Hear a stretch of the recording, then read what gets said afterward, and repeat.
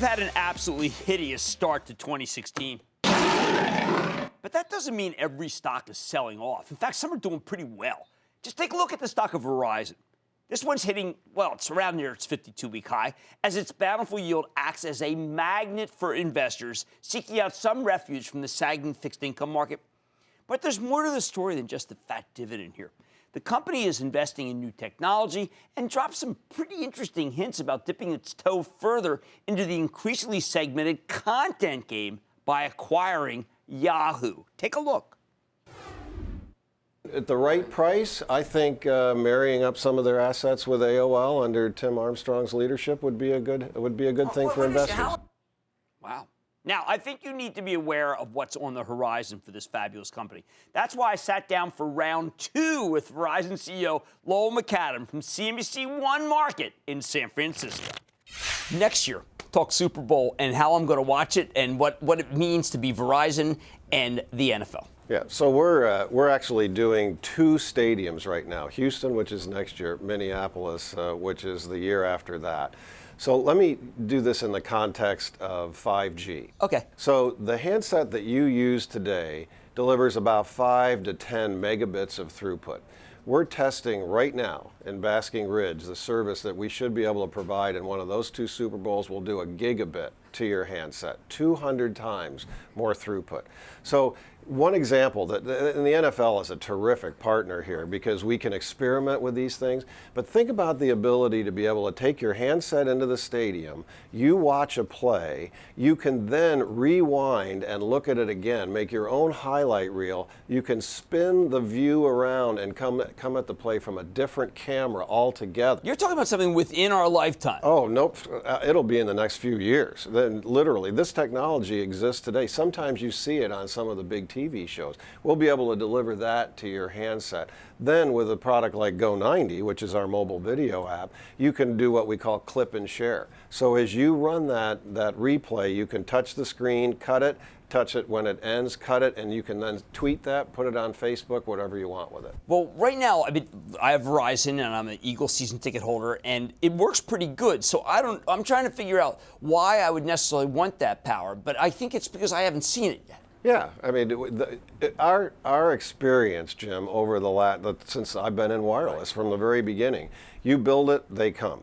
So I was looking at one of the announcements from one of the other carriers that said they think they'll see 2 terabits of usage tomorrow. We think we're going to see 6. We have a better network, and when you have a better network, people use it. Now, how do you convince people? Because the other guys all say they have the better network. I mean, you have some industry where everybody makes a claim.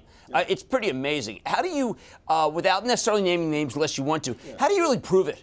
Yeah, well, the ads that we're running right now are a good example. You have tests that are run by independent third parties. You've seen the ramp with the balls coming down. That's factual data that's out there. I think the other way you prove it to investors, which is important to me, is look at our loyalty. We lost less than 1% of our customers last year, and the other carriers are losing 2 and 3% of their customers. So, you know, the proof's in the results. All right, we're older guys.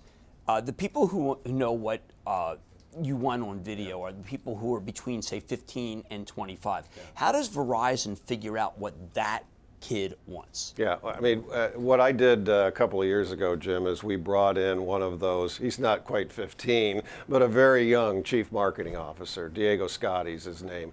He has set up a whole process of data analytics, and we bring those customers in, we interact with them. You know, we even use our foundation. We go out to schools and we say, you write an app and we'll give you a $50,000, $100,000 award. We get high schools all over the country submitting these cool apps that you go, wow, I didn't think a phone could do that. You know, the beauty is they didn't. They knew they could make it do things we never thought of. How do you stay competitive? I mean, Verizon's not known as a competitive company. It's in a competitive industry. But the reality is that you're kind of an Uber competitor in real life. Well, you know, we don't flaunt it. You know, we're not out there tweeting and we're not out there making outrageous comments. But look, we're in the game. You know, we love to compete. We keep score every day, Jim, and we'll stay that way. So it is a little NFL-like if I work at Verizon these days? No question. We love to be part of the NFL. They're winners, and we love to participate with other companies around the world. You do things. I mean, another guy we know he says things that are inflammatory. But here you are. You're going up against the Disney company. I mean, you're offering me a bundle that I love. Okay, it's a cool bundle. It's the cheaper one because I'm fortunate enough to have two houses, and I feel like that when I think about FiOS, I just think FiOS is out to eviscerate everybody else. Well, look, the technology platform, that's the key for us. You talked about our three-tier strategy. The network is number one for us. The platform of FiOS gets the most out of that fiber. But, back to the issue of skinny bundles. Customers have said for years that they don't want 300-channel bundles. We found a way, we think, legally, to do it. They disagree with that, by the way, but we found a way to do it. Okay, but this is a good example. Look, I got to tell you, you did it. I can't believe your lawyer said it was okay. I'm sure your lawyer said you're going to be sued, you're going to have exposure. Oh, sure. You didn't care. No, I mean, you have to take risks like this. If you're you have to meet the customer's need. All these legal documents are based on old models. I've got to look forward. Our company has to look forward. So we're meeting what a customer wants. I hope, and I'm really working hard to make sure we can make a win-win out of this. But I have to meet customers' needs or I'm out of business. It's that simple. Okay, it's not just them, but yet suppliers. I want to know. I mean, I'm an Apple guy. No, make no secret about it. Apple Watch, Apple phone, have it all the time. Will that be the best way to get to 5G?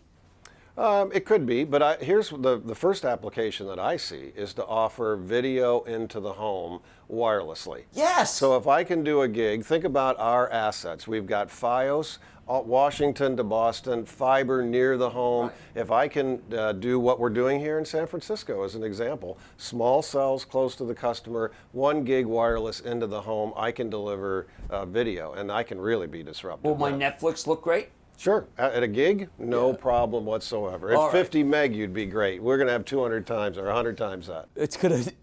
You can take the world by storm with that. Okay, this is Lowell McAdam, Chairman and CEO of Verizon. This is not your, let's say, my generation's Verizon. It's David Cramer. Booyah! Jim Cramer here from Mad Money. Thanks for watching CNBC on YouTube. Click here to subscribe and get the jump on my exclusives with CEOs, plus market news, investing advice, and a whole lot more.